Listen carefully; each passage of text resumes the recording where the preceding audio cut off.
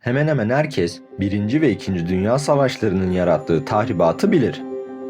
Ölen milyonlarca can, yarım kalan hikayeler, atılan bombalar yüzünden engelli kalan insanlar, parçalanmış aileler. Bunların hepsi tekrar hatırlamak istemediğimiz korkunç hatıralar.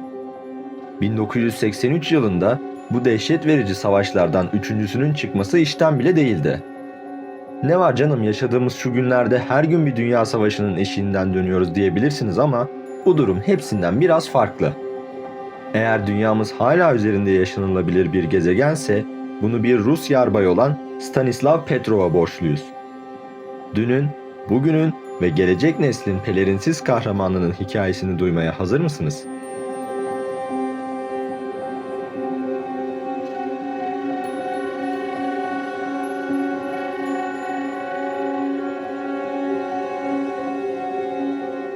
Videoya geçmeden önce kısa bir hatırlatmada bulunmak istiyorum. Eğer video hoşunuza giderse beğen tuşuna basmayı ve abone olmayı unutmayın. Teşekkürler. İkinci Dünya Savaşı sonrasında dünya üzerinde iki farklı blok oluştu. Bu blokların başını çeken iki ülke olan Amerika Birleşik Devletleri ve Sovyetler Birliği, uzun yıllar boyunca başta askeri ve uzay teknolojileri olmak üzere türlü sahnelerde kıyasıya rekabet etti.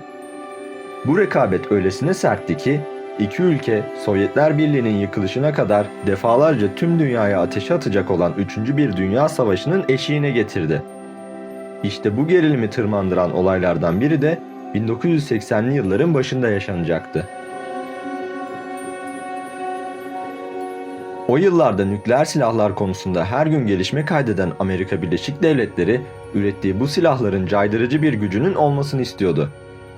Bu isteğin doğal sonucu olarak da 1981'den 1983'e kadar sürecek olan bir dizi Amerikan psikolojik operasyonunun düğmesine basıldı. Bu operasyonlar sayesinde Amerika Birleşik Devletleri, Sovyetler Birliği sınırına çeşitli nükleer füzeler konuşlandıracak, bu sayede Sovyetler Birliği'ne gözdağı vermiş olacak ve olası bir savaşta Sovyet Rusya'nın verebileceği tepkileri yoklayacaktı. Nitekim Amerika'nın bu girişimleri başarılı olmuştu. Amerika Birleşik Devletleri hem tüm dünyaya gücünü ispat ediyordu hem de Sovyetler Birliği'nin dikkatini çekiyordu. Bu nükleer silah hamlelerinden sonra Doğu bloğunun bayrak taşıyıcısı Sovyetler Birliği'nin kurmay kademeleri artık Amerika Birleşik Devletleri'nin kendilerini nükleer silahlarıyla vuracağını düşünmeye başlamıştı. Haksız da sayılmazlardı, çünkü onca nükleer silah hamlesinin üzerine bir de sürekli olarak Amerika Birleşik Devletleri tarafından hava sahaları düzenli olarak taciz ediliyordu. Sovyetler tarafında ise radarlar bu uçuşları gördüğü için alarmlar çalınıyor, halk acil toplanma alanlarında ve sığınaklarda toplanıyordu. Bir süredir devam eden bu süreçten dolayı Sovyet halkı da diken üstündeydi. Takvimler 26 Eylül 1983'ü gösterdiğinde ise tüm dünya için büyük bir dönüm noktası olan o olay yaşanmıştı. Stanislav Petrov, Sovyetler Hava Kuvvetleri'nde görev yapan bir yarbaydı. Görevi ise çok açıktı. Radarlara yakalanan nükleer bir füze saldırısı olursa üstlerine bildirecekti ve böylece Sovyetler Birliği olası bir nükleer saldırı karşısında karşı nükleer saldırıya geçecekti ve bu saldırıda hiçbirimizin istemeyeceği 3. Dünya Savaşı'nın fitilini ateşleyecekti. Gece yarısına doğru radarlara yakalanan bir sinyal geldi. Sinyale göre korkunç senaryo gerçekleşmişti. Amerika Birleşik Devletleri tarafından Sovyetler Birliği'ne bir füze saldırısı düzenleniyordu. Radarlardan gelen uyarının güvenlik seviyesi ise oldukça yüksekti. Bu da füzelerin nükleer başlıklara sahip olduğu anlamına geliyordu. O an Petrov'un yapması gereken tek bir şey vardı. O da saldırıyı üst komutaya bildirmekti. Lakin Stanislav Petrov oldukça soğukkanlı davrandı ve tüm sorumluluğu üzerine alarak üstlerine bu sinyallerin sistemden kaynaklı bir hata olduğunu belirtti.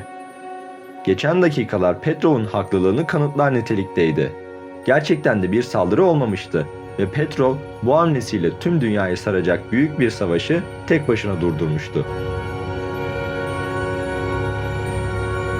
Eğer sinyaller doğru çıksaydı ve Amerika Birleşik Devletleri Sovyetler Birliği'ne nükleer bir saldırı düzenlemiş olsaydı, Sovyetler Birliği hazırlıksız yakalanmış olacaktı. Bu durumda da bilet Stanislav Petrov'a kesilecekti.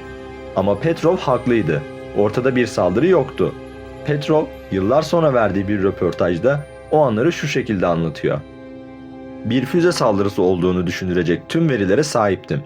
Eğer raporumu emir komuta zincirine gönderseydim kimse buna karşı bir şey söyleyemezdi. Siren uluyordu ama birkaç saniye orada oturup üzerinde fırlatma yazan büyük, arkadan aydınlatmalı kırmızı ekrana baktım. Bir dakika sonra siren tekrar çaldı. İkinci füze fırlatılmıştı.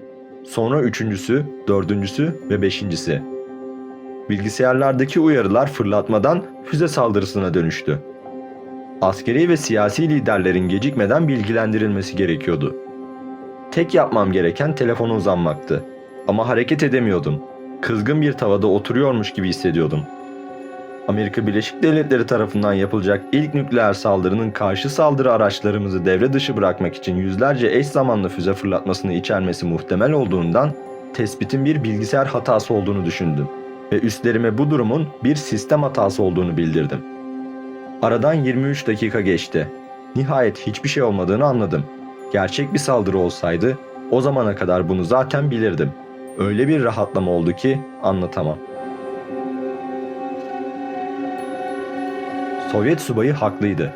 Olayın ardından yapılan araştırmalarda radarın yanlış sinyal vermesinin sebebinin güneş ışınları olduğu anlaşılmıştı. Stanislav Petrov'un bu başarısı ilk zamanlarda yeterli ilgiyi almasa da sonradan zamanla ilgi görmeye başladı. Yıllar sonra Alman gazeteci Karl Schumacher Petrov'u aramaya koyuldu.